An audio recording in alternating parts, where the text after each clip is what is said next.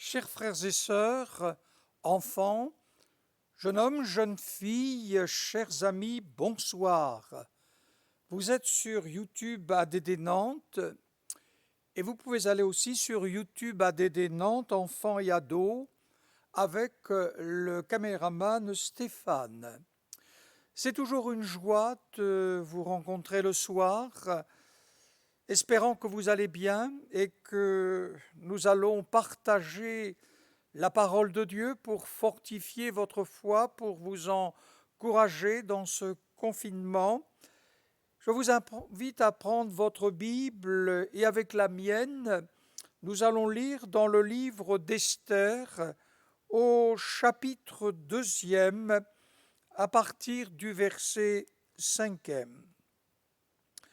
Il y avait dans Suse, la capitale, un juif nommé Mardochée, fils de Jaïr, fils de Séméi, fils de Kish, homme de Benjamin, qui avait été emmené de Jérusalem parmi les captifs déportés avec Jeconia, roi de Juda, par Nebuchadnezzar, roi de Babylone. Il élevait Hadassa, qui est Esther, fils de son oncle, car elle n'avait ni père ni mère. La jeune fille était belle de taille et de figure.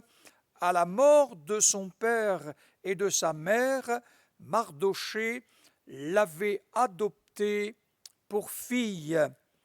L'histoire d'une orpheline. Une orpheline qui portait le nom d'Hadassa, qui est Esther, et à la mort de ses parents, le cousin intègre d'Hadassa, Mardochée l'adopta comme sa fille et l'éleva dans sa maison.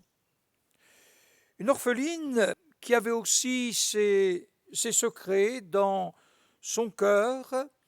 Elle n'avait fait connaître ni sa naissance, ni son peuple, car Mardochée le lui avait défendu et elle suivait les ordres de Mardochée aussi fidèlement qu'à l'époque où elle était sous sa tutelle. C'était une période difficile pour le peuple de Dieu qui avait été déporté, se retrouver dans un autre pays, c'était le temps de l'exil.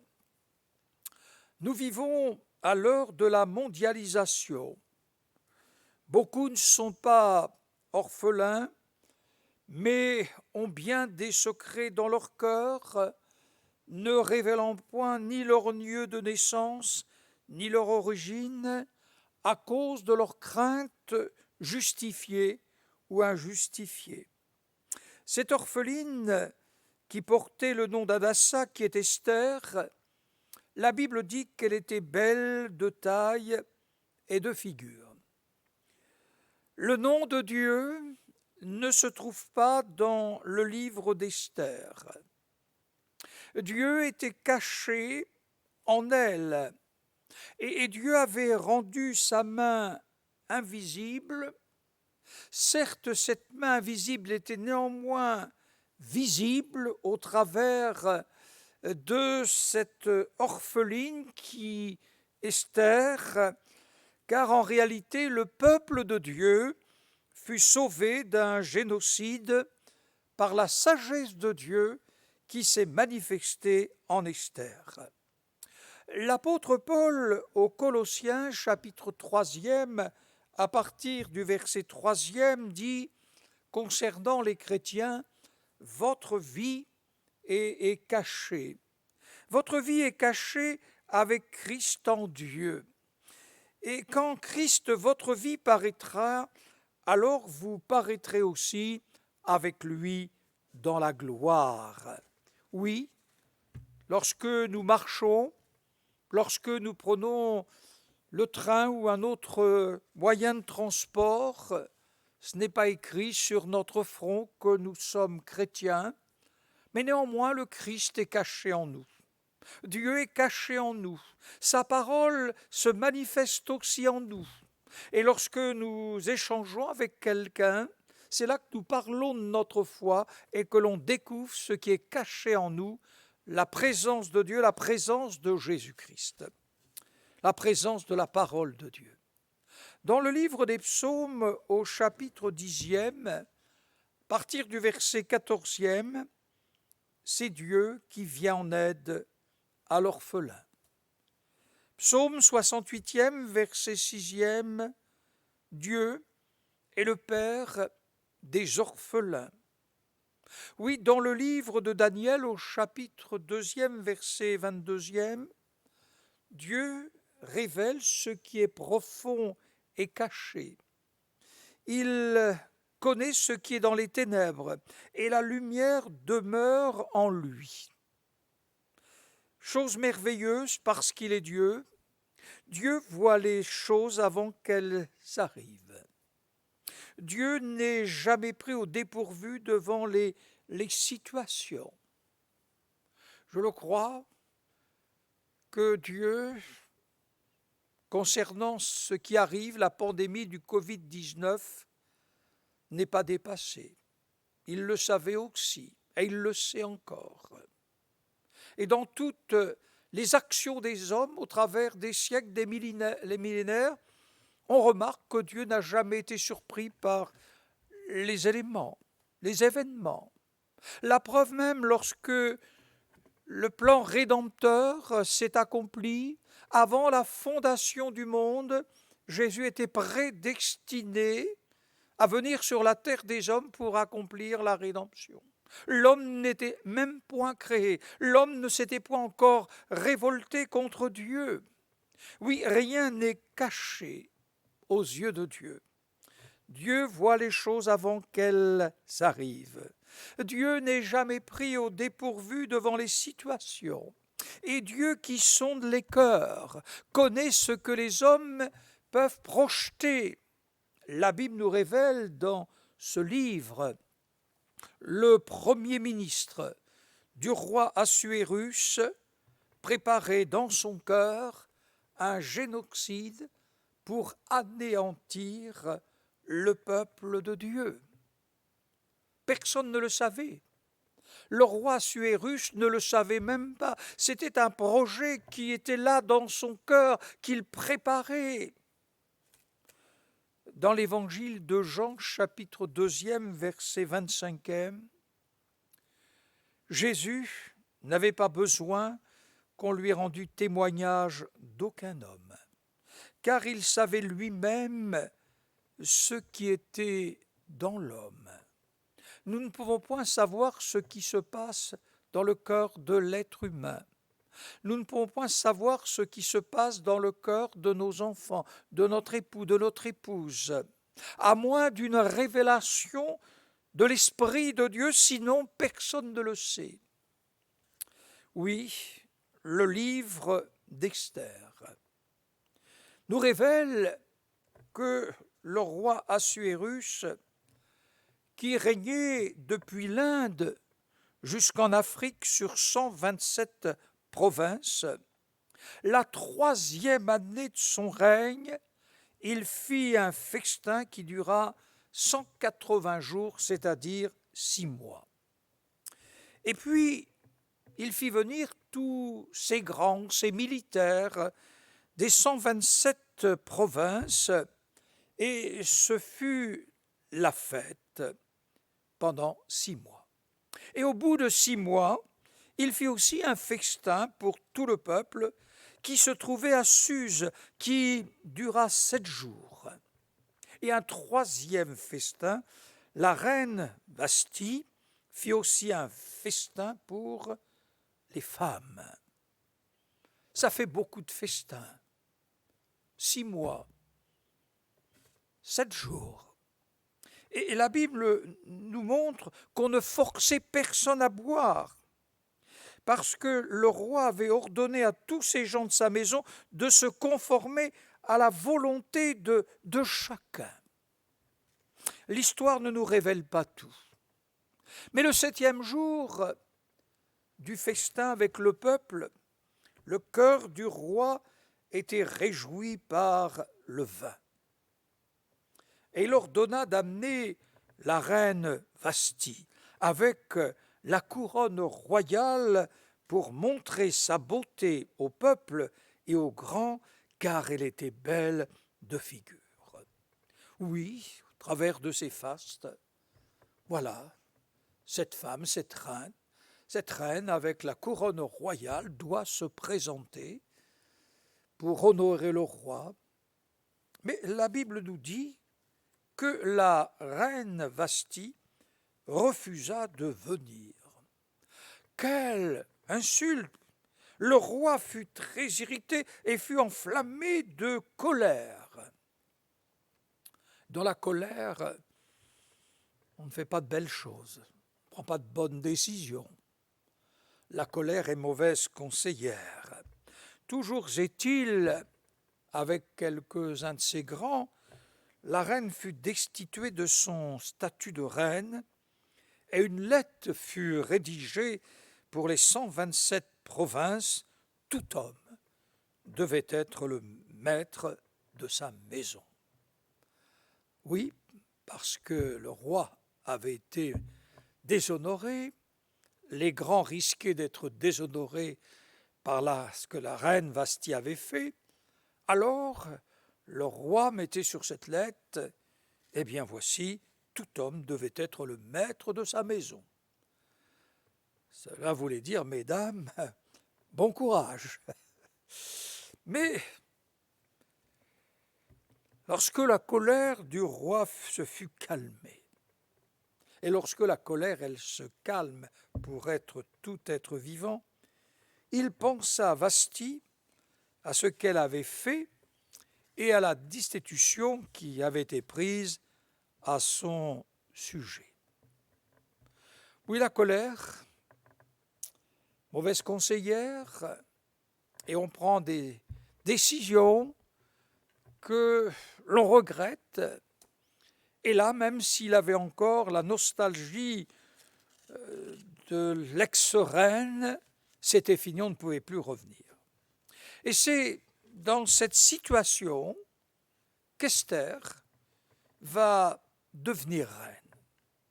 Voilà pourquoi la Bible nous précise qu'elle était belle de figure et de taille. Car bien sûr, il y avait une sélection de jeunes filles, et c'est elle qui fut choisie, Esther, pour devenir reine. Et au travers de cela, on remarque que c'est cette jeune fille qui est devenue reine avec la couronne royale, qui en réalité va sauver le peuple d'un génocide total. Et que celui qui avait mis son plan exécuté, en réalité fut découvert. Et lisez ce livre d'Esther, il est merveilleux dans la Bible. Oui, le Premier ministre fut destitué, pendu. Une orpheline qui fut une grande bénédiction pour sauver son peuple. Oui, Dieu est celui qui vient en aide à l'orphelin. Il est celui qui est le père des orphelins. Et on voit sa grâce et sa miséricorde. Il ne délaisse personne, il n'oublie personne. Quelle que soit notre situation, l'amour de Dieu, son choix nous émerveille et nous fortifie dans notre cœur. J'aimerais vous montrer ce que le Seigneur a révélé à ses apôtres. Ces apôtres étaient des hommes d'expérience, pêcheurs, savaient ce qu'était la tempête, le filet, le poisson. Chacun avait ses occupations. Des hommes solides, des hommes qui avaient marché avec le Seigneur. Ils s'étaient attachés au Seigneur Jésus. Quand on reste 3 ans et demi avec le Seigneur, le voyant enseigner, le voyant prier, le voyant aussi faire les miracles, les guérisons, voyant aussi l'opposition spirituelle, comment Jésus-Christ triomphait.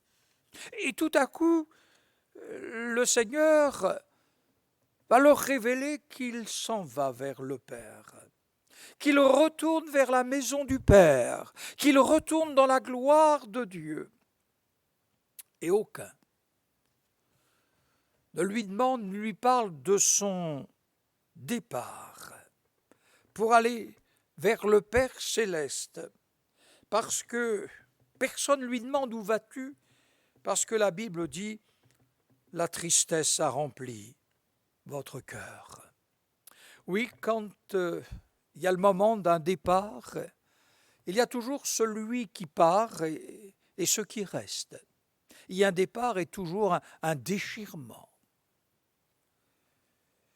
Et voici que le Seigneur va leur dire la tristesse a rempli votre cœur, mais il vous est avantageux que je m'en aille. Si je ne m'en vais pas, le Consolateur ne viendra pas, mais si je m'en vais, je vous l'enverrai. Oui, Jésus venait de leur révéler qu'un autre consolateur allait venir. Mais Seigneur, pour combien de temps? Toi, tu n'es resté que 33 ans et demi. On te connaît depuis 3 ans et demi et tu vas partir. Tu vas nous laisser. Face à l'opposition, qu'allons-nous devenir tout seuls sans toi? Et l'Esprit de Dieu, qui est une personne divine, mais qui en réalité ne sera pas en chair et en os comme toi, il va rester combien de temps avec nous? Et c'est là la grande révélation de Jésus. L'Esprit de Dieu sera en vous, avec vous, et cela éternellement. Quelle révélation! Quelle chose extraordinaire! L'Esprit en eux, non pas une présence physique, en chair et en os, mais une présence spirituelle, apprendre à travailler d'une manière glorieuse et merveilleuse, mais avec une personne divine, spirituelle, qui va agir de la même manière que le Père. Oui, le Seigneur va parler de cet autre consolateur, le Saint-Esprit. Il sera en vous éternellement et avec vous. Il ne vous quittera point. Mais il va dire, le Père vous donnera un autre consolateur. Le monde ne peut le recevoir parce qu'il ne le voit pas et ne le connaît pas. Mais vous, vous le connaissez car il demeure avec vous et il sera en vous. Oui, le monde ne peut le recevoir parce qu'il ne le voit et ne le connaît pas. Et c'est là le monde. Il y a ces orphelins spirituels. Et on réalise que le monde dans lequel nous vivons est sans Dieu, sans Christ, sans le Saint-Esprit, sans la parole de Dieu, sans la foi en Jésus-Christ, sans les dons spirituels, sans cette vie intérieure. J'ai eu le privilège de rencontrer le Seigneur dans ma jeunesse. Mais je me souviens de mon adolescence. Ma famille était anticléricale. J'étais aussi devenu un anticlérical. Je contestais tout ce qui était religieux, foi, homme religieux. Mais je me souviens de ces heures où j'étais seul, le cœur vide, étant avec mes problèmes personnels. Cette solitude m'était insupportable, jusqu'à ce que le Seigneur me rende compte dans son amour, qu'il me pardonne mon passé, qu'il l'efface, qu'il vienne habiter en mon cœur par la foi. Oui, Dieu est venu et il vit toujours Le Christ est venu, il vit toujours en moi, l'Esprit vit aussi en moi. Oui, ce monde est orphelin. Et encore plus que jamais, avec cette pandémie internationale du Covid-19, cette crise sanitaire, cette crise économique, cette crise politique, cette crise religieuse. Je dis religieuse parce que les églises sont ouvertes, mais nous n'avons pas le droit de nous rassembler. Oui, nous vivons une grande crise. Tout s'est effondré. Oh, certes, nous prions pour que Dieu nous donne cette sagesse et donne la sagesse aux dirigeants, pour que nous puissions nous en sortir, relever la tête. Mais on nous informe que le monde ne sera plus jamais comme avant. Oui, le monde est orphelin. Oui, le monde est orphelin. Le monde est sans Jésus-Christ, sans Dieu, sans la parole de Dieu, sans le Saint-Esprit, sans l'Église. Ce sont des choses qui ont été bannies des cœurs. L'insensé dit en son cœur il n'y a point de Dieu, c'est-à-dire qu'il vit sans Dieu. Il détermine le bien et le mal à partir de ce qu'il pense. Il n'exprime pas ce qu'il y a à l'intérieur de son cœur, mais on réalise que nous sommes orphelins sur le plan spirituel. Mais dans l'évangile de Jean, chapitre 16e, verset 8e, Jésus révèle que l'action de l'Esprit Saint sera de convaincre le monde en ce qui concerne le péché, parce qu'il ne croit pas en moi. Oui, notre péché, c'est le péché de l'incrédulité, parce que nous ne croyons point en Jésus. Croyons point qu'il est le Fils de Dieu, le Fils de l'homme, qu'il fut conçu par l'Esprit Saint, qu'il a fait les prodiges, les miracles, qu'il a donné ses enseignements merveilleux, extraordinaires. Oui, il y a seulement que l'Esprit de Dieu qui peut nous convaincre que Jésus est le Fils éternel de Dieu. Oui, aussi, il vous convaincra de justice, parce que je vais au Père. Oui, celui qui est capable de nous rendre justes aux yeux de Dieu, c'est le Seigneur Jésus, par sa justification, parce qu'il est le saint et le juste. Oui, aussi, l'Esprit nous convaincra de jugement, parce que le prince de ce monde est jugé. Vous qui réalisez ce vide spirituel, ce fardeau de votre passé, de votre misère spirituelle, venez à la croix du Calvaire, recevez par le sacrifice de Jésus le pardon de vos péchés, mais aussi la justification par la foi en Jésus-Christ. Oui, l'histoire d'une orpheline fut devenue un instrument entre les mains de Dieu. L'histoire d'un orphelin, c'est votre histoire dans ce monde où vous êtes orphelin. Jésus a dit à ses disciples, je ne vous laisse pas orphelin. Je ne vous laisse pas orphelin. Il ne laisse pas son Église de la même manière. Elle n'est pas orpheline, mais le monde est orphelin. Puissiez-vous faire cette prière ce soir. Viens habiter mon cœur par la foi.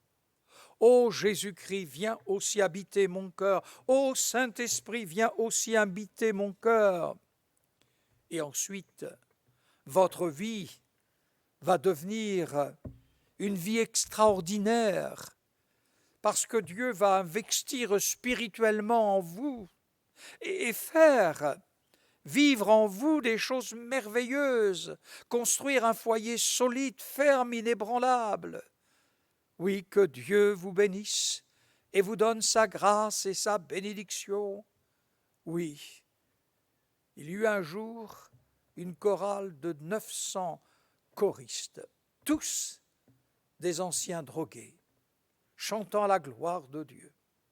Oui, ces hommes et ces femmes ont été relevés, sauvés par Jésus-Christ. Des hommes et des femmes en grand nombre, religieux, aussi sauvés par Christ, suivant le Christ. Oui, quelle que soit notre vie, Dieu est tout puissant pour renouveler notre cœur et ne plus être orphelin. Que Dieu vous bénisse et vous donne sa grâce. Oui, au milieu de ce monde, vous pouvez ce soir ne plus être orphelin. Que Dieu vous bénisse. Nous prions le Seigneur, nous lui demandons sa grâce et sa bénédiction. Et après la prière, il y aura ce merveilleux chant sur l'orpheline. Je vous invite à vous lever si vous le souhaitez, prier le Seigneur, lui demander sa grâce dans ce que je viens de dire. Priez-le à haute voix, silencieusement, faites comme vous le voulez. Seigneur, notre Père céleste, nous te remercions parce que nous ne sommes pas orphelins et nous te prions pour ce soir, pour quelqu'un qui se sentirait orphelin. Seigneur, peut-être dans la réalité, mais aussi spirituellement, viens, Seigneur, habiter leur cœur, son cœur. Tu es un Père, tu es un Père céleste. Nous te bénissons de tout notre cœur. Oui, Jésus-Christ, viens purifier par ton œuvre accomplie à la croix du Calvaire les péchés de notre passé. Seigneur, que l'Esprit vienne habiter. Nous réjouissons parce que tu n'habites pas dans le temple fait de main d'homme, mais tu habites à l'intérieur du cœur des hommes et des femmes. Seigneur, ce soir, qu'il y ait là quelque chose d'extraordinaire qui se passe et qu'il y ait maintenant des hommes et ces femmes qui réalisent qu'ils ne sont plus orphelins en la foi. Que ta grâce repose aussi sur nos nations. Relève-nous, Seigneur, fais grâce, et nous te prions ce soir aussi pour le corps médical. Aide-les, Seigneur, aide-les, protège-les. Tu vois leur lutte de sortir des hommes et des femmes qui sont à l'article de la mort. Aide-les, Seigneur. Merci pour celles et ceux qui sortent guéris, qui sont aussi dans leur maison. Oui, souffle le vent de ta grâce. Et nous te prions parce que nous sommes des millions et des millions, de par le monde entier, à prier, à intercéder, pour que tu interviennes dans les nations. Nous voulons revenir à toi, que ton nom soit glorifié. Amen.